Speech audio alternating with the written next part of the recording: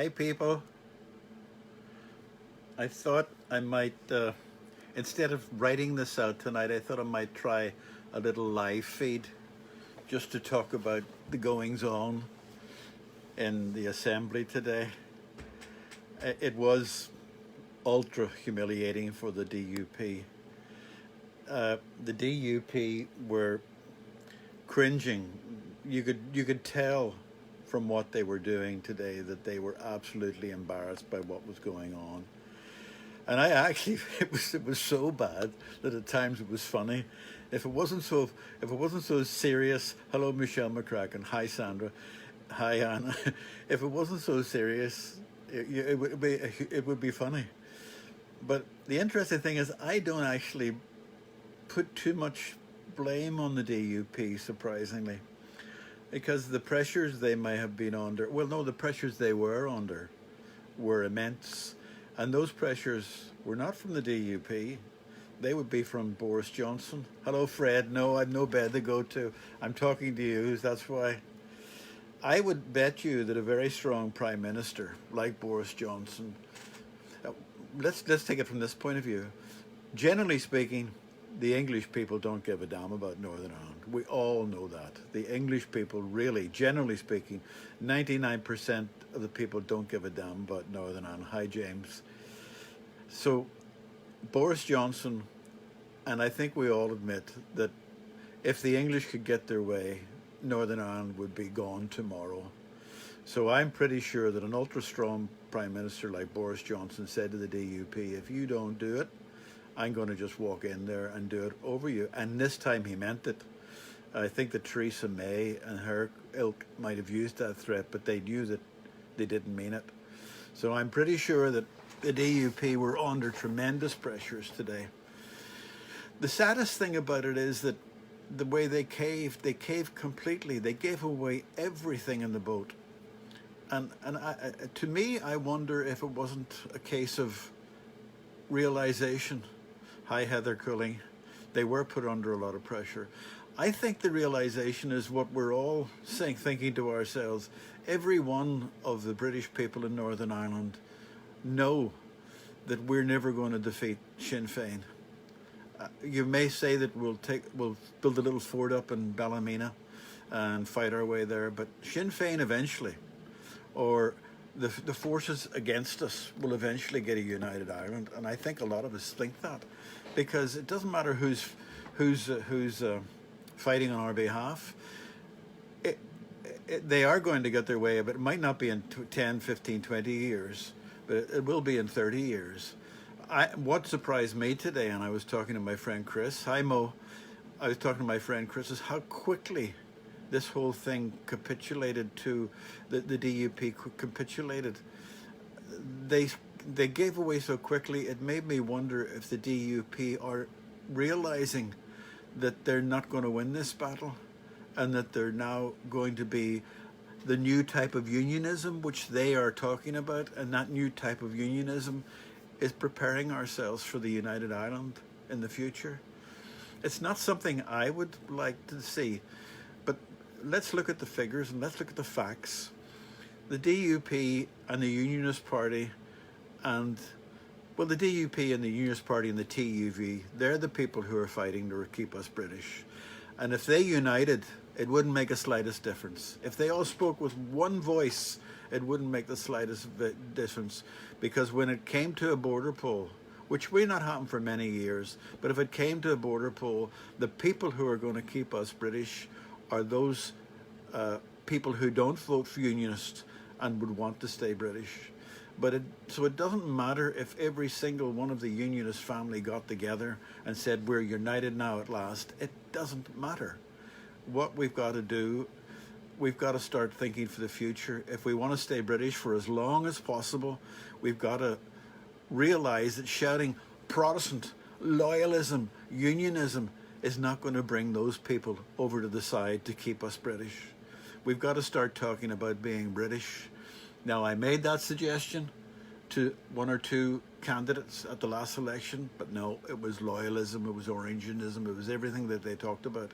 And they were talking to the crowd that's going to vote for them anyway. So why didn't they try to talk to those people who would vote for them that would not normally vote for them? Now I know that people on my Facebook have said to me, Catholics, good Catholic people, they're all good Catholic. I shouldn't have said good Catholic people, but Catholic people said we're voting DUP for the first time, but they were the exception. We have to find a way to get the loyalism, the Protestantism, the Orange Lodge, all that out of our debates about politics. Politics should not have religion in it at all. And that's a different attitude. I believe that religion is a very important thing, but we should not have politics in our Northern Ireland people.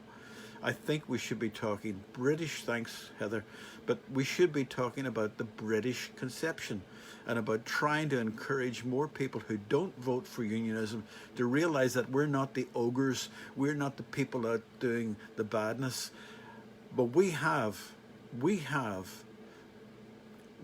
problem that we can't get the media to talk for us. The newsletter is no longer a unionist paper. It's now a green paper, or no, I would say green paper, then Alliance, and then unionism. The Belfast Telegraph, as we know, is now a Republican paper. It's manufactured in the South, and it does nothing but attack the DUP. So we need a voice for ourselves. I'm not saying I'm the voice. I'm not saying that I'm the voice, but I'm saying we unionists, people like John Yates, who has his own channel, other people who write columns for unionism, they need to get together. And I have a little plan on that, and I'm hoping that someone will come together. And I saw somebody talking about Protestantism and loyalism and unionism. I'm not condemning those things. I'm saying that we need to do what the Sinn Féin and SDLP and the leftists all do. We need to look at our language and start using the language that's going to encourage people. Look at the word progressive, for example. It's such a great word. Hi, Patriot, Phil Shirley. Progressive is such a good word, going forward and all that there. But the left used it. The left use it as we're not progressive. In other words, we're backwards. We're not the people. So we need to start talking about being British, not being Protestant loyalists and Protestant unionists and Protestant this. Who on the other side is going to change their mind and vote to stay British when they're getting slapped in the face with the Pope is this, the Pope is that, and things are on the bonfire? You can be proud of being a Protestant. You can be proud of being a loyalist. You can be proud of being an Orangeman. I was an Orangeman. I was an Orangeman for 7 years, and I left because of threats that I had to get away from Lisburn for. But you don't get people to vote for you if you're going to say those Catholics are taking the money because they have the Protestants are taking the money too, because it's the thing. We need to start standing up and speaking as a united British people, and then we'll get it. Now maybe that's why the DUP caved in today. They know that the future is not looking bright for the Northern Ireland people. Sadly, there's no way that we're going to win this battle, but we can delay this battle for a long, long time. And the more we reach out and point out that the unionists, the Protestants, the loyalists are not the enemies of the Catholics, the longer we will stay British. And I don't think, even if there was a border poll in the next few years, that it would go the way against us. But just think how much better it'd be if we could actually reach out and use the language of Sinn Féin, talk about equality, and that we're not on your enemy. We're not burning the Pope's image on our bonfires. We're not flying paramilitary flags and threatening you. None of that will work. None of that will stop us becoming united with Southern Ireland if we don't do something about it. So we need, as a British people, to get together and start talking about working with new partners. I'm not talking about alliance. They sit on the fence. They use sectarianism as a tool to get votes. The one people I will tell you that do use sectarianism is Sinn Féin and the Alliance Party. The Sinn Féin and the Alliance Party are probably the most sectarian of all, because they need those people split. They need to know that Catholics are here and Protestants are here. Well, that's not what the DUP done. And I was 22 years in council, and I fought the DUP daily. I never heard them using the split to say that the Catholics are doing that or the Protestants are doing that. It was always the supporters. So yes, I agree with some of the comments there.